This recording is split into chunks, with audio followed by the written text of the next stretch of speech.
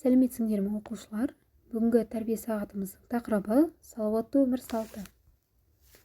Тәрбие сағатымыздың мақсаты жас ұрпақтың салауатты өмір сүруге көзқарасын қалыптастыру, олардың денсаулығын сақтауға, қоршаған ортаны таза ұстауға және жоғары сапалы білім алып, сол білімді келешектегі өмірінде пайдалана білуге тәрбиелеу.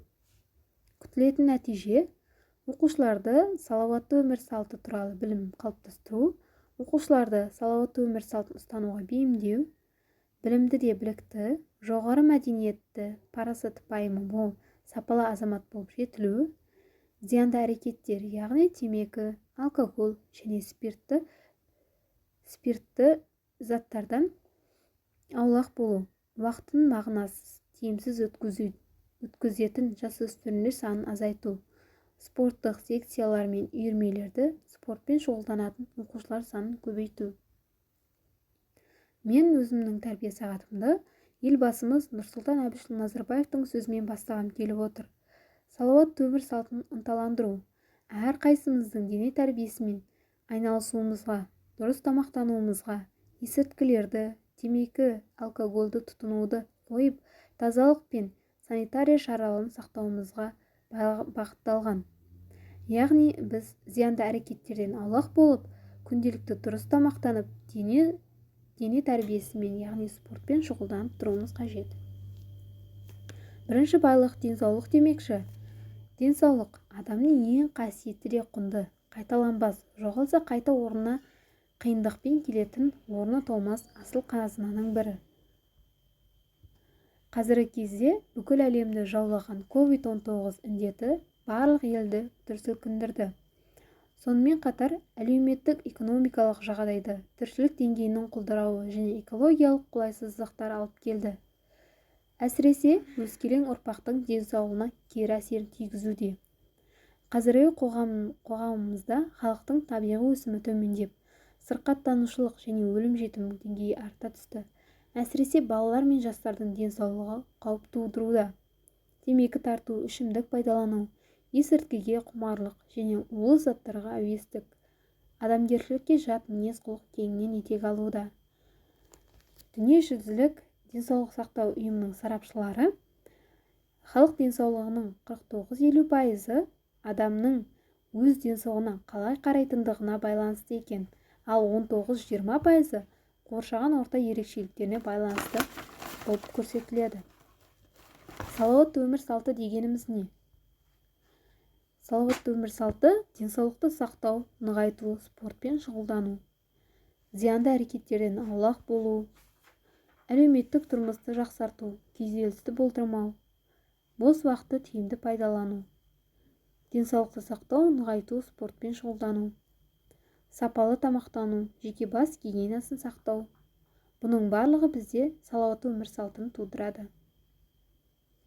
Негізгі бағыттары: қозғалыс өмір негізі, дұрыс тамақтану, ата-анамен жұмыс, оқушылармен жұмыс.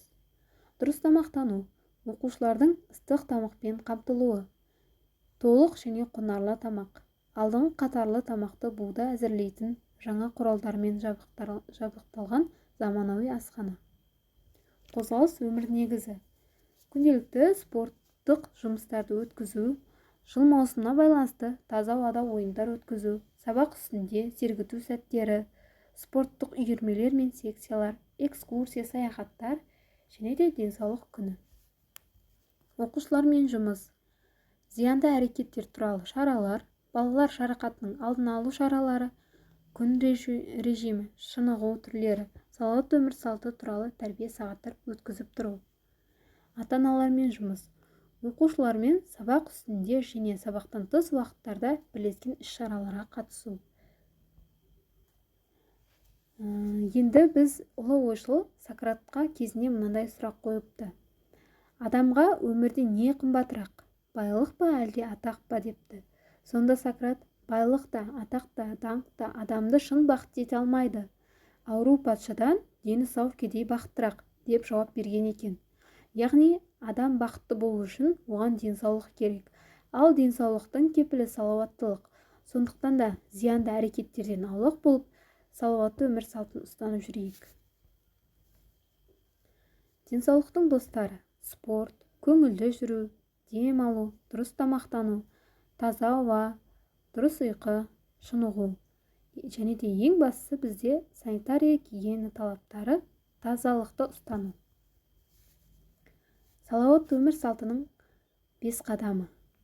Күніне 1 сағат жаттығу жасау, дұрыс тамақтану, теледидар мен компьютерден дем алу, жеміс-жидектер мен көкөністерді көп жеу, суды көбірек ішу. Қорытындылай келе, жастары, болашақ мамандары әлсіз, денсаулығы нашар, білімсіз, зиянды әрекеттерге әуес, жалқау, тәрбиесіз болса, ол мемлекет қашанда әлсіз, қорғансыз болады.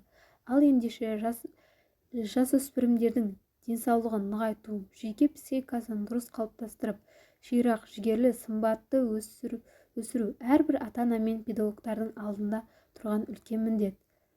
Мектептегі денсаулықты сақтауға негізделмеген тәлім мен тәрбие үрдісі тиімді болуы мүмкін емес. Сондықтан да білім беру сапасындағы мамандардың барлығының ісі денсаулық сақтау ұйымына негізделіп жүргізілгенде ғана нәтиже болады. Барлық адам өзінен бастау керек. Біз салауатты өмір салтын ұстанамыз.